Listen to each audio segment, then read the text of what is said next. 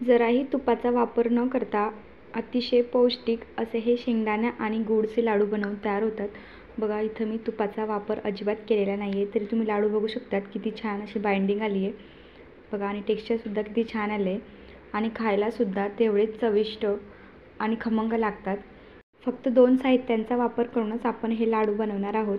तर खूप सोपी रेसिपी आहे, तर व्हिडिओ शेवटपर्यंत नक्की बघा. चला तर मी पटकन रेसिपीला सुरुवात करूया. तर इथं मी 2 वाटी शेंगदाणे घेतलेत आणि आता हे शेंगदाणे छान असे खरपूस होईपर्यंत मंद गॅसवर आपण भाजून घेऊया.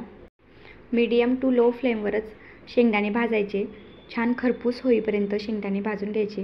म्हणजे काय होईल, छान असे खरपूस भाजले गेले की त्यांना चवसुद्धा तेवढीच छान येईल आणि खमंग असे हे लाडू बनवून तयार होतील. अजिबात गॅस फास्ट करायचं नाही. साधारणतः इथं 10 ते 15 मिनिटांमध्ये शेंगदाणे भाजले जातात. तुम्ही बघू शकता आणि सारखं परतत राहायचं, म्हणजे एकसारखे असे शेंगदाणे भाजले जातील. शेंगदाणे कसे भाजतो यावर सुद्धा डिपेंड असतं की लाडू किती दिवस टिकतील. म्हणून छान खरपूस होईपर्यंत भाजायचे, म्हणजे छान 1 महिनाभर लाडू आरामशीर टिकतात. आणि छान असे खरपूस होईपर्यंत मस्त भाजून घ्यायचे, साल निघेपर्यंत. आणि बघा, इथं शेंगदाण्याचा सालीचा कलर बघा किती चेंज झाला आहे. असे शेंगदाणे आपल्याला हवे. थोडीशी हाताने साल काढून बघायची. साल जर पटकन निघाली तर समजून जायचं की शेंगदाणे आपले छान असे भाजले गेलेत. बघा, आता मी दाखवते. बघा किती छान पटकन अशी साल निघाली आहे, म्हणजे मस्त असे शेंगदाणे भाजले गेलेत. असे शेंगदाणे आपल्याला हवेत. छान असे चटके बसेपर्यंत मी शेंगदाणे भाजून घेतलेत आणि सालसुद्धा पटकन निघते आहे, म्हणजे आता शेंगदाणे छान भाजले गेलेत. चला आता पटकन शेंगदाणे एका ताटामध्ये काढून थंड करून घ्यायचे. आता एका पेला किंवा ग्लासाने आपण हे शेंगदाणे असे मॅश करूया, म्हणजे त्याची साल जी आहे ती पटकन निघली जाईल. असं वरच्यावर असं हात थोडेसे प्रेस करायचे शेंगदाणे, म्हणजे पटकन साल निघली जाते. जर तुम्हाला सालीसकट शेंगदाणे आवडत असतील खायला तर साल नाही काढली तरी चालेल. आता मी इथं थोडीशी शेंगदाण्याची साल काढून घेते आहे. पूर्ण शेंगदाण्याची साल मी काढणार नाही आहे, कारण शेंगदाणे सालीसकट खाणेसुद्धा खूप पौष्टिक असतात. पण बऱ्याचदा काय होतं ना, ते दाताला चिकटतं, त्यामुळे मी थोडेसे शेंगदाण्याची साल काढते आहे. आणि असं हाताने असं मॅश करत गेलं की पटकन साल निघते. हे बघा, आणि इथं बऱ्यापैकी आता शेंगदाण्यांची साल निघाली आहे. छान आता हे हाताने आता चोळून घेऊया शेंगदाणे, म्हणजे पटकन साल निघली जाईल. बघा, छान शेंगदाणे भाजले गेले की सालसुद्धा अगदी पटकन निघते. आणि इथं सर्व साल बऱ्यापैकी साल मी काढून घेतली आहे शेंगदाण्यांची. आणि आता हे मस्त पाकडून घ्यायचे आणि त्याची साल काढून घेऊया. चॅनलवर नवीन असाल, अजून सबस्क्राईब केलं नसेल तर नक्की सबस्क्राईब करा. आणि व्हिडिओ बघायला आवडत असतील तर व्हिडिओला लाईक करा आणि मला कमेंट करून नक्की सांगा. आणि इथं मी साल काढून घेतली आहे अर्ध्या शेंगदाण्यांची आणि बाकीचे शेंगदाणे तसेच ठेवलेत. बघा, पूर्ण शेंगदाण्यांची मी साल काढलेली नाही आहे. आता इथं 2 वाटी शेंगदाण्यांसाठी मी 2 वाटी गूळ घेतला आहे. गूळ असा चिरून घ्यायचा आणि आता हे गूळ शेंगदाणे मिक्स करायचं आणि मिक्सरमध्ये एक एक बॅच करून आपण आता हे फिरवून घेऊया.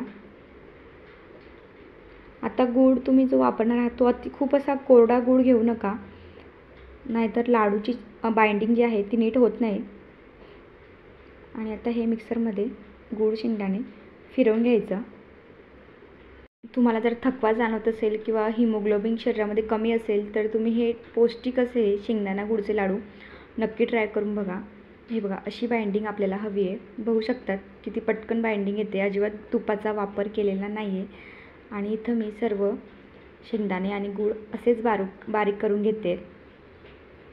हे बघा, असं टेक्स्चर हवं. तुम्हाला जर अजून फाईन करायचं असेल तरी चालेल किंवा थोडंसं असं दाणेदार टेक्स्चर ठेवलं तरी चालते.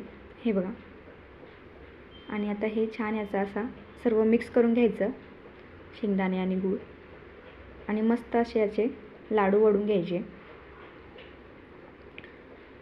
सकाळी जर नाश्ता केला नसेल आणि एक लाडू जरी तुम्ही मुलांना दिला तरी पोट पटकन भरलं जातं आणि पौष्टिक असा हा लाडू आहे.